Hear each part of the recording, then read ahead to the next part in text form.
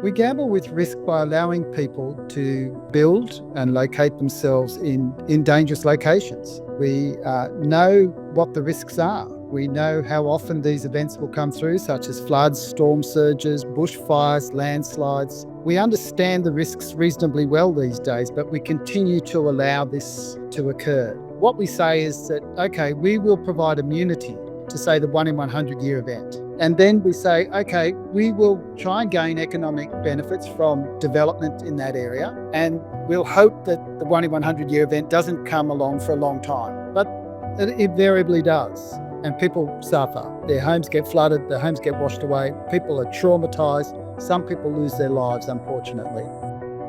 We have a saying in the business, and that is that all natural disasters are a result of poor planning. And the only way to fix that is to have better planning. So really it's up to the consent authority. The consent authority are the people that give permission for these developments to go ahead. And that's usually local government in Australia.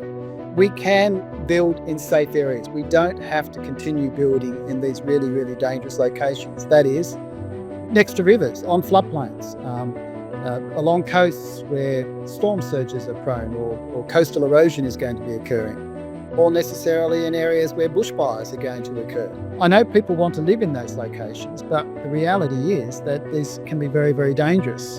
So we've got to start doing this, in my opinion, or in some way make our dwellings resilient to these sorts of natural hazards, which makes them more expensive and difficult to build, but it can be done.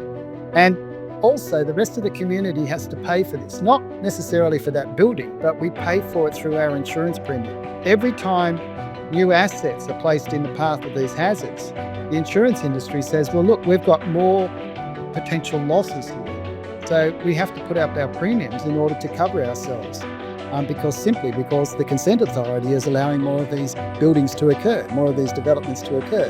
Local governments and also state governments through their really ineffective policies. Ineffective because they're not enforceable, they're not legislation, they're just guidelines, and local governments don't have to follow them. So through those sorts of policies, developments are continuing to occur, and we are paying as a community as a whole. Even when the disaster hasn't occurred yet, we still continue to pay for it through our insurance premiums. And that's a big issue at the moment throughout North Queensland, here where I live, and also throughout the rest of Northern Australia.